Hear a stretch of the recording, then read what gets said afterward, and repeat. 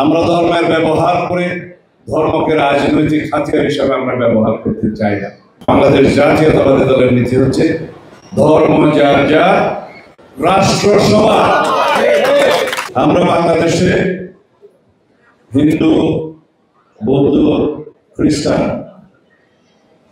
মুসলিম, অমুসলিম, পাহাড়ি, সমতলে সকল নাগরিকের সমন্বয়ে আমরা একটি ঐক্যবদ্ধ সমন্বয়ের রাজনীতি করি। আমরা ধর্মের ভিত্তিতে জাতিতে কোনো বিভক্তি চাই না।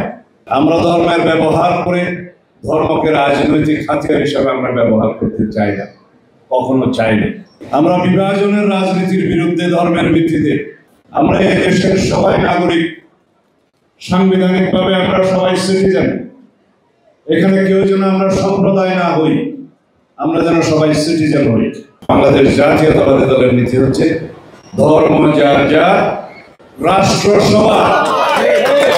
আমরা ইদানিং লক্ষ্য করছি একটি গোষ্ঠী, একটি রাজনৈতিক দল ধর্মের ভিত্তিতে জাতিতে বিভাজন সৃষ্টি করতে চায়, অনৈক্য সৃষ্টি করতে চায়। আমরা সবাই যেন সে ব্যাপারে সজাগ থাকি। বাংলাদেশের মানুষ যারাই নির্বাচন বাধাগ্রস্ত করতে চাইবে তাদেরকে রাজনৈতিকভাবে প্রত্যাখ্যান করবে।